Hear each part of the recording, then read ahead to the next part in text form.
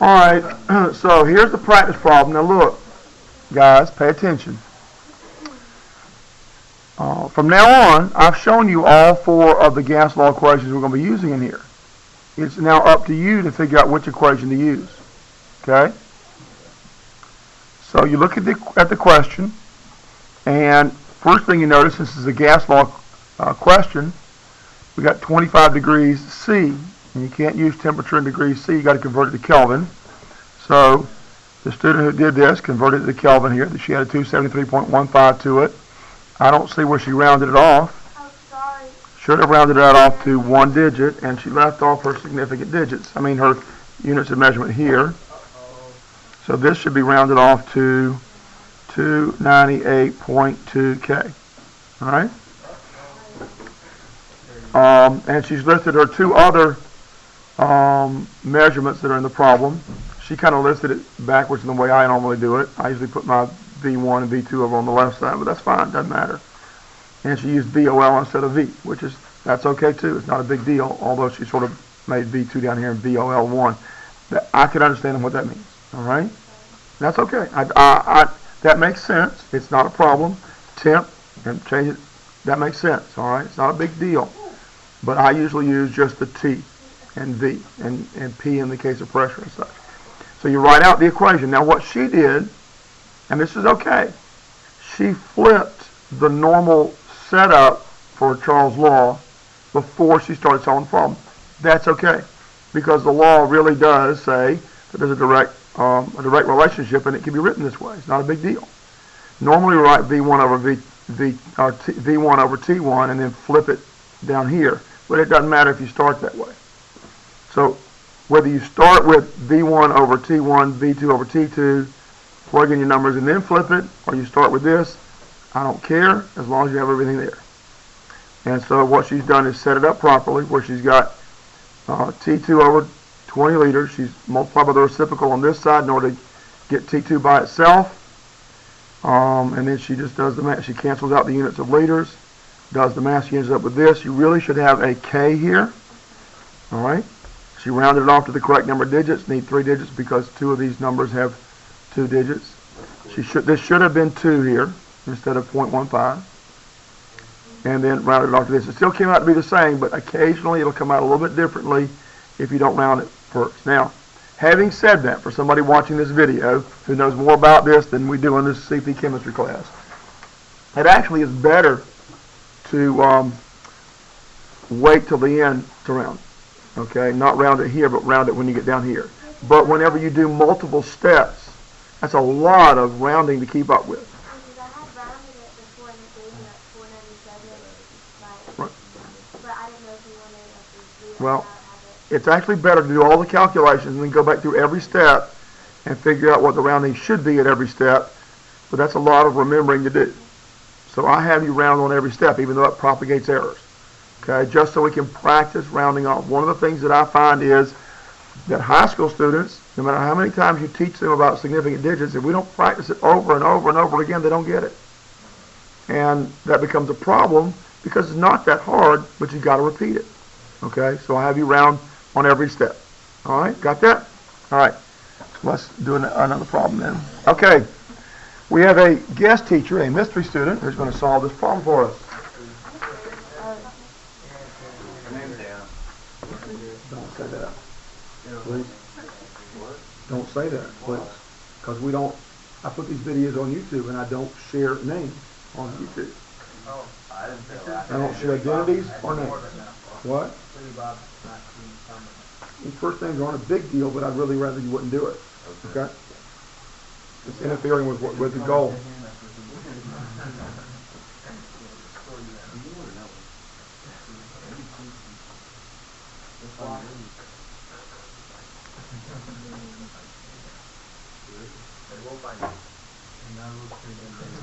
All right, so she's converted the temperature to Kelvin, which you have to do.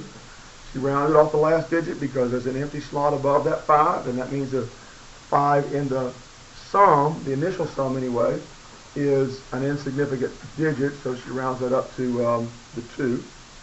And she's making her list of knowns and unknowns.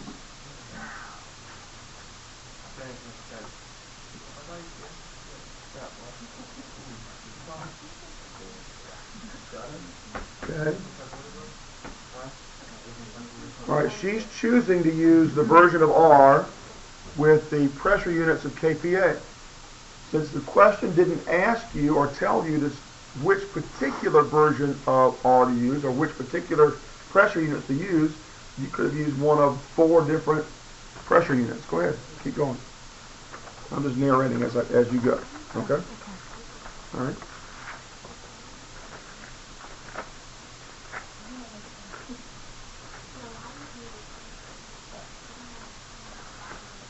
So while she's continuing, I'm going to show you this.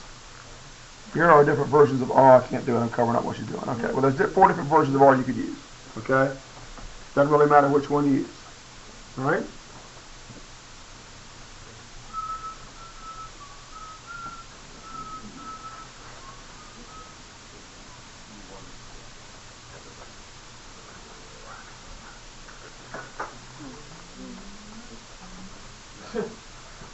All right, so she's going to try to get P by itself now by multiplying by the reciprocal of the other fraction on the left side. The value for, we have pressure, the volume is 30 liters. She wants to get rid of that on the left side to get P by itself. She's canceling all of her units. You multiply both sides by the, okay, got it. All right, so what you do to one side of the equation, you have to do to the other, and she did that. She multiplied both sides by the reciprocal of her volume. Solve for the pressure, round off to the correct number of significant digits. Since we have a multiplication and division problem, we're going to look at all the measured or calculated numbers in the problem and choose to make our final answer in the same number of digits as the measured or calculated number with the least digit. Okay, and that's pretty good. Very good. Nicely done. Any questions? You have a question? No, I did it right. Okay, good. Anybody that didn't get it right, that needs help figuring out what they did wrong? We can do another one? Yeah, I really kind of need to do, we only got about 20 minutes left in the class. One more? Just one more? No, we do like 4 more. That's probably the easiest thing we have.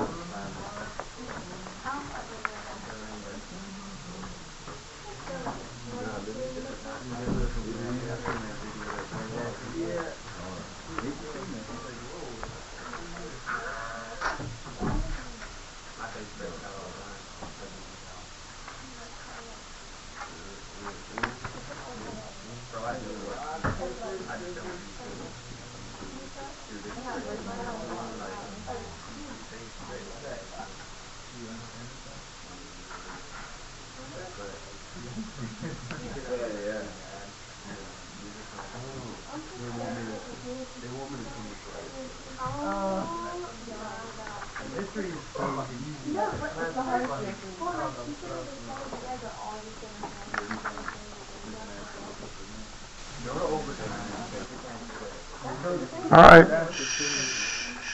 I think I did see the end of that game. Anyway, all right. So just because we're kind of running out of time, I'll run through this really, really quickly. You got to convert 25 degrees C to Kelvin. Was it going to be 298.2? So our let's see, volume 1 is 25.0 liters. We got a pressure 1 of 1.75 atmospheres. Got a temperature 1 of 298.2 K. Now I'm not showing you the conversion. You have to show me that on paper. All right. We're changing the temperature. We're cooling it. Temperature 2 then is going to be 273.15 K. We're going to expand the volume. Volume 2 is going to be 30 liters. And so P2 is what we don't know. Right? Right. Yep. And so when we write down the equation that fits these knowns and unknowns, we get P1 V1 over T1 equals P2 V2 over T2. I just have a quick question. Yep. If you were trying to find P1, would you swap the equation and have P1 as P1 over P2? Yep. You'd have the whole thing flipped if you were trying to find one of the temperatures. Okay, listen. I'm not done yet. Please sit down and just be still a minute. I don't care where you're sitting right this second, okay? All right, so we're going to plug in everything, all right, and solve for P2. So let's see, we get, I'm going to pull it down here a little bit. So P1 is 1.75 atmospheres. V1 is 25.0 liters. T1 is 298.2 K. We're trying to find P2. V2 is 30.0 liters. T2 is 273.15 K. And the way that you get P2 by itself is to multiply by the reciprocal of the remaining the other values you have over here. So we put 273.15 K over 30 liters and do the same thing to the other side. And that cancels everything on this side. And cancels K, cancels liters, leaves us with atmospheres. And that's what we're trying to find, pressure. Multiply this times this times this. Hit equals or enter in your calculator. Divide by this. Hit equals or enter. And then divide by this. Hit equals or enter. And what? After you round it off, what answer did you guys all get? What? 1.34 atmospheres equals P2. All right, so that's kind of the fast one there. Now, let me point out something to you really, really quickly. I pointed you to this before. Standard pressure is 1 atmosphere. Okay? That's also equal to 101.3 kPa, 760 torr, and millimeters of mercury, right? Yeah. That's standard pressure. So that should help you answer this homework question. You want to email that homework to us? You should write it down right now or take a picture of it so you've got it.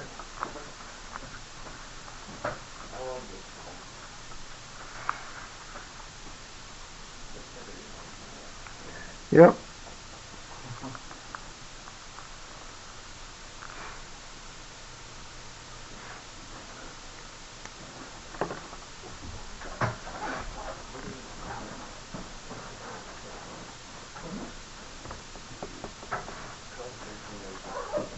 Now, I'm going to give you just one little hint, okay?